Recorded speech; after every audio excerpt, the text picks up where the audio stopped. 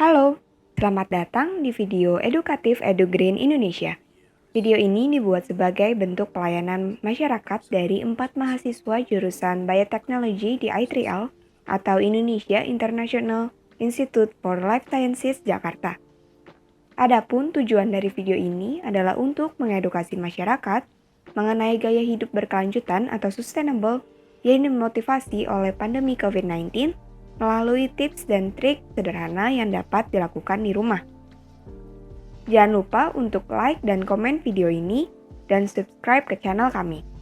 Respon dari Anda sangat berarti bukan hanya untuk penyelesaian proyek ini, tetapi juga untuk kemajuan dan kesejahteraan masyarakat Indonesia. Yuk kita ikuti series pertama ini. Sebelumnya, yuk kita belajar terlebih dahulu tentang sustainability. Sustainability itu apa sih? Sustainability terdiri dari kata sustain yang berarti berlanjut dan ability yang berarti kemampuan. Sustainability atau keberlanjutan adalah kemampuan untuk menjaga atau mempertahankan keseimbangan suatu sistem biologis yang ada di alam, di masa lalu, sekarang, dan yang akan datang. Sustainability mempunyai 3 pilar penting, yaitu manusia, lingkungan, dan ekonomi. Masing-masing pilar ini saling berhubungan dan mempengaruhi satu dengan yang lain. Dan bila keseimbangan suatu pilar terganggu, akan mempengaruhi keseimbangan yang lainnya. Contoh yang paling dekat adalah saat lingkungan terganggu, akan secara langsung maupun tidak langsung mempengaruhi kehidupan penduduk sekitar dan menyebabkan musibah. Secara singkat, sustainability selain membantu menjaga bumi tetap sehat, juga membantu manusia untuk memperbaiki dan meningkatkan kualitas hidup manusia. Nah, ngomong-ngomong tentang lingkungan, bagaimana keadaan lingkungan di Indonesia? Keadaan lingkungan di Indonesia akhir-akhir ini semakin parah dikarenakan polusi sampah. Volume sampah yang masuk ke TPA atau tempat pembuangan akhir semakin bertambah setiap harinya, dan keterbatasan kapasitas TPA membuat polusi sampah di kota-kota besar semakin genting. Contohnya, di tahun 2005, TPA Lewi Gajah Bandung overload dan meledak dikarenakan gas metana dari dalam tumpukan sampah. Kejadian ini menyebabkan sampah-sampah berserakan di jalanan, bahkan merenggut 157 korban jiwa. Gas metana bukan hanya bisa meledak loh, tapi juga merupakan salah satu gas yang menyebabkan penghangatan bumi. Makanya Indonesia akhir-akhir ini semakin panas. Dengar-dengar juga pusat TPA di Jakarta yaitu Bantar Gebang diperkirakan akan tidak mampu lagi menampung kiriman sampah di tahun 2021 ini loh. Kiriman sampah per hari ke TPA Bantar Gebang mencapai kira-kira lebih dari 7.400 ton per hari, yang sama dengan berat 248 paus bungkuk dewasa. Wah, banyak juga ya. Terlebih lagi, keadaan pandemi COVID-19 juga meningkatkan potensi sampah yang akan berakhir ke TPA. Banyaknya kegiatan di rumah mendukung pengiriman online kebutuhan sehari-hari, dari pengiriman paket sampai makanan melalui aplikasi online. Selain itu, penggunaan masker dan sarung tangan sekali pakai juga semakin meningkat. Lalu, bagaimana kita bisa mempraktekkan sustainability di rumah? Terlebih lagi saat pandemi ini. Di series kali ini, EduGreen berhasil mewawancara suatu green organization dan bisnis, yaitu Rubah Kertas. Rubah Kertas mempraktikkan daur ulang kertas menjadi kertas baru yang mempunyai nilai seni dan ekonomi sekaligus. Yuk kita belajar dari Rubah Kertas. Perkenalkan, nama saya panggil si Lutfia. Aku ini sebagai CEO dan founder Rubah Kertas sih kalau untuk saat ini. Ya pengen ngasih edukasi aja sih, ngasih edukasi aja.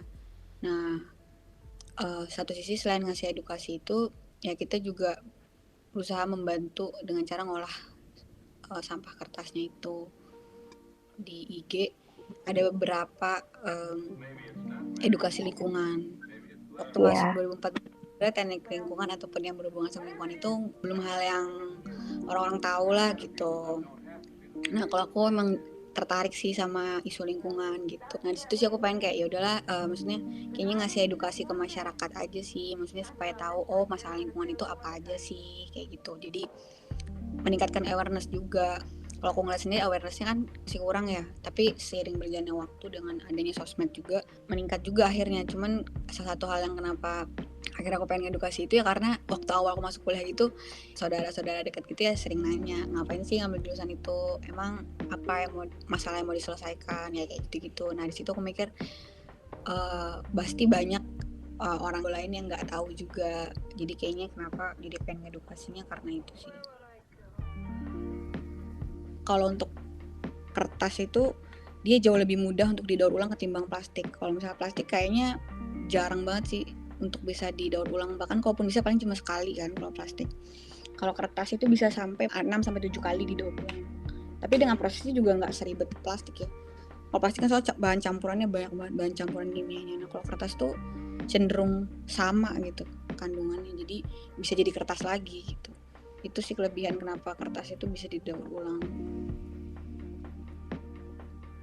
Kalau kertas sih kita dapat itu dari donasi sebenarnya. Jadi donasi itu paling besar itu kita dapat bisa dari perusahaan-perusahaan kayak gitu. Perusahaan kan biasanya kerja kantoran gitu banyak banget. Jadi mereka sekarang ngirim itu bisa kayak satu pick up gitu loh. Mereka itu biasanya punya kayak program CSR gitu dan mereka memang harus melakukan itu kan, misalnya kayak ngolah sampahnya gitu.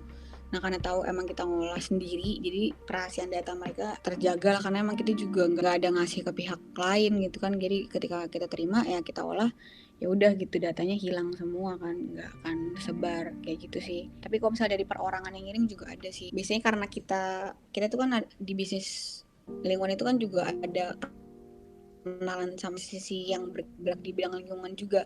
Misalnya mereka nge-mention rubah kertas gitu kalau mau donasi ke rubah kertas ya kalau kertas. Jadi karena kita saling ada di dalam satu organisasi ataupun saling nge-mention satu sama lain ya di sosmed gitu, jadinya mungkin orang tuh jadi tahu gitu loh. Kedepannya sih kita emang akhirnya mau ngebuka untuk ngebeli sampah juga sih. Itu karena ternyata untuk nge-encourage orang Indonesia itu kalau untuk terkait sampah memang masih harus dengan cara ekonomi gitu kan, kayak dibeli sampahnya gitu sih. Itu program yang mau kita luncurin ke depannya sih untuk meningkatkan partisipasi masyarakat untuk mau lebih milah sampah kayak gitu.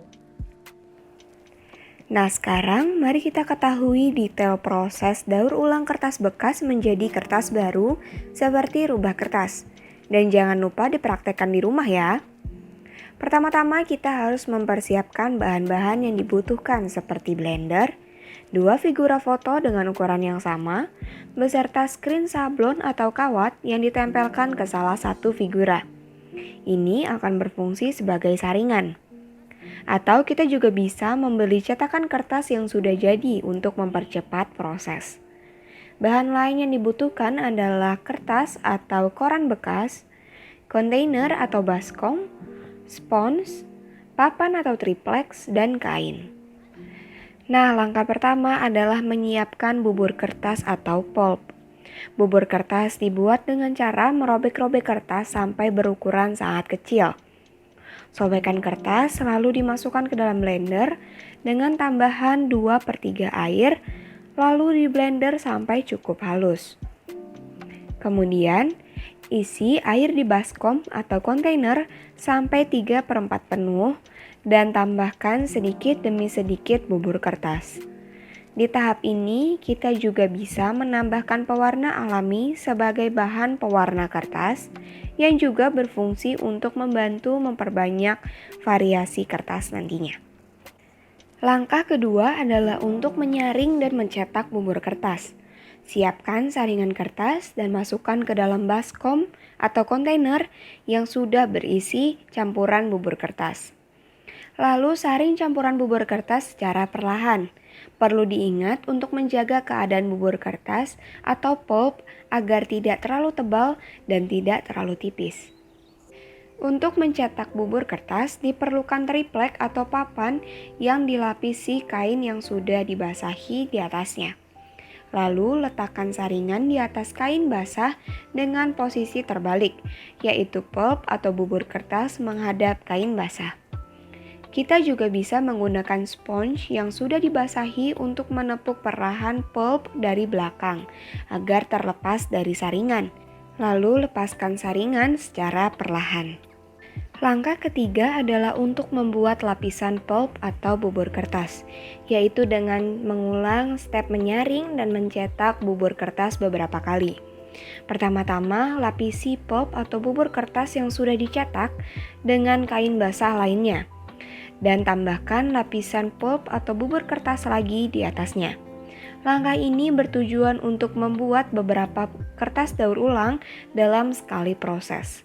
Jika dirasa sudah cukup, beri pemberat di atas lapisan yang paling akhir. Langkah terakhir adalah untuk mengeringkan dan menjemur kertas. Biarkan kadar air berkurang, dan jika dirasa sudah cukup kering, bisa dipisahkan perlahan dari kain. Lalu dijemur untuk membuat kertas lebih kering lagi. Dan untuk hasil yang lebih rapi dan bagus, kertas juga bisa disetrika. Selesai deh prosesnya. Pertama kali launching itu produknya cuma satu, kertas doang. Nah terus kan seiring berjalannya waktu, sekarang udah mau hampir 3 tahun. Kalau untuk produknya sih, untuk jenis kertas udah lebih dari 70 jenis kertas. Itu variasi tekstur kertas, variasi ketebalan kertas, variasi ukuran kertas, variasi warna. Sama kita akhirnya masuk ke jasa printing, pencetakan. Kalau signifikan sih kita kerjasama sama Aqua sih. Aqua itu tuh launching Aqua tapi yang pakai kaca. Terus kita kayak bikin brosur gitu sampai 5.000 ya, 10.000 itu kita bikin itu. Terus kita pernah kerjasama juga sama brand baju sampai kita bikin 30.000 tag baju kayak gitu sih, kayak jumlah besar lah. Kalau kita kan sebenarnya produksi rumahan ya, kertasnya masih produksi rumahan, kita bukan produksi pabrik. Umumnya sih kita kan masih kerjasama sama bisnis yang baru jalan juga, jadi jumlahnya nggak besar itu. Kalau misalnya kedua tuh kita bisa masuk ke ini sih, ke undangan. Sebenarnya dulu nggak pernah expect ke situ, tapi ternyata kertas daur ulang itu kan ada nilai artnya gitu ya, dan ternyata itu diminati juga untuk pernikahan kayak gitu. Ini mungkin berarti harus nyebut data ya. Karena kalau aku data jujur aku nggak terlalu hafal ya.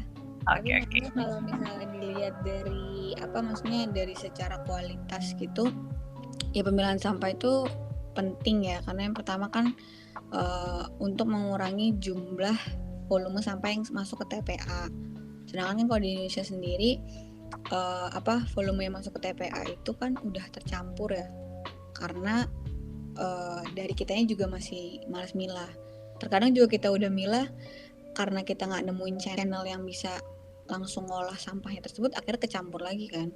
Karena sebenarnya di Indonesia itu problemnya nggak cuma setelah memilah terus selesai. Setelah memilah tuh kita harus kemana nih, channelnya kemana kayak gitu kan. Dimana tempat-tempat yang emang benar-benar bisa nerima hasil pilahan. Nah kalau misalnya kayak pentingnya gitu, karena dia akan mengurangi volume sampah di TPA secara signifikan jika dilakukan oleh banyak orang kan. Kalau misalnya dilakukan oleh banyak rumah, terus makin banyak yang sadar juga, biasanya jumlah sampah di TPA itu akan semakin berkurang. Nah kalau sekarang kan keadaannya di Indonesia itu TPA itu nggak bertambah jumlahnya, tapi jumlah sampah yang masuk kan jumlahnya ton ya. Di Bantar Gebang aja kan sebenarnya tahun 2021-2022 itu harusnya udah tutup gitu. Jadi kita harus nyari lahan lagi, sedangkan untuk mencari lahan TPA itu susah. Kebanyakan perumahan di sekitarnya pasti nggak akan terima karena kan bau ya, dan itu pasti susah. Perizinannya akan sulit banget, karena kalau untuk di Jabodetabek sendiri karena udah padat penduduk ya, pasti akan sulit sekali mencari tempat yang bisa menggantikan Bantar Gebang gitu. Nah kalau misalnya TPA-nya udah penuh, ya ujung-ujungnya ya akan dibuangnya ke sungai. Kalau ke sungai berarti ujung-ujungnya akan mengotori air tanah kan. Nah berarti kalau air tanah balik lagi ke manusianya, nanti air yang kotor gitu, air yang nggak bersih akan baliknya ke kesehatan sih sebenarnya gitu. Jadi dan kalau TPA ini juga tidak didesain dengan teknologi yang baik ya, sebenarnya ujung-ujungnya akan lari ke kesehatan sih. Dan itu kalau sekarang akan semakin dekat ya, karena kan ya jumlah penduduk semakin banyak, meningkat secara eksponensial gitu, tapi ternyata pengolahan sampahnya masih gitu-gitu aja. Kayak gitu sih. Bukan hanya terhadap sampah kertas saja loh. Sampah apapun yang akan didaur ulang menjadi suatu produk berharga tentunya harus dipisahkan terlebih dahulu. Ini dia langkah-langkah pemilahan sampah yang paling sederhana dan bisa dilakukan di rumah. Pertama-tama, kita harus mengetahui jenis-jenis sampah. Ada 3 jenis sampah. Yang pertama adalah organik, yaitu sampah yang bisa membusuk dengan cepat. Contohnya daun, ranting, dan sisa-sisa makanan. Yang kedua adalah anorganik, yaitu sampah yang membusuk dengan sangat lambat atau malah tidak dapat membusuk. Contohnya kertas, plastik, botol, sampah saset, dan kaleng. Yang ketiga adalah B3, yaitu bahan beracun dan berbahaya. Contohnya baterai, lampu pijar, gawai pintar, barang-barang elektronik, pecahan kaca, bahkan produk kecantikan dan obat-obatan juga loh. Nah, dengan pemisahan sampah berdasarkan jenisnya, maka pengolahannya akan lebih terarah. Sampah organik dapat diolah sendiri dengan biopori atau pengomposan. Nah, ini berguna untuk menanam tanaman yang akan dikonsumsi secara pribadi. Pas banget nih, episode selanjutnya kita akan bahas tentang ini. Jadi langsung subscribe ke channel kami ya untuk ikuti lanjutannya.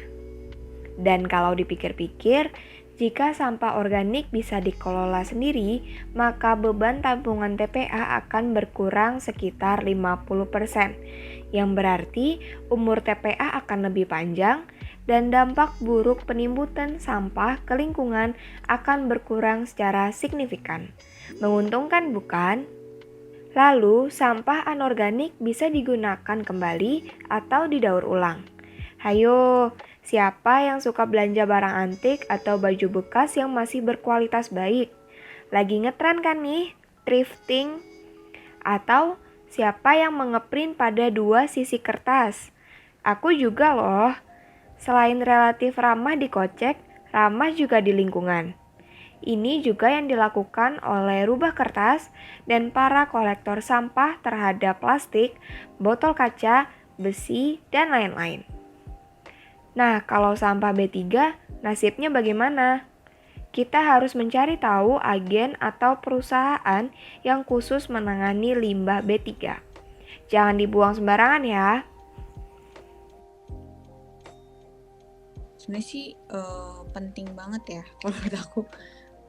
Kalau menurut sustainable living, kalau aku lebih ke minimalis itu sih. Aku nggak tahu kenapa aku lebih mengusung minimalis lifestyle itu. Gimana caranya memang kita bisa meminimalisasi gitu ya barang yang kita punya, sampah yang kita hasilkan. Gimana cara kita lebih mengatur emosional kita ketika belanja. Nah, itu aku ngerasa kayak orang di Indonesia ini masih kalau ada promo dikit belanja gitu sih. Aku lebih ke minimalis lifestyle sih, karena milah aja kita ada kesusahan kan gitu, memilah aja susah. Ya udah jangan banyakin sampah gitu, dikurangin supaya kita juga nggak makin banyak kerjaan setelah menghasilkan sampahnya itu. Sampai di sini video kali ini mengenai pengolahan sampah yang baik dan benar demi menjaga kesehatan dan meningkatkan kesejahteraan manusia dan bumi. Jadi, sebelum membuang sampah, ingatlah untuk menolak membuat sampah, mengurangi sampah, dan memilah sampah terlebih dahulu. Kalau video ini cukup menarik, edukatif, dan praktis, mohon di-like, di-komen, dan di-subscribe ya. Sampai jumpa di video selanjutnya. Ayo mulai gaya hidup berkelanjutan di rumah demi masa depan yang menguntungkan manusia dan bumi.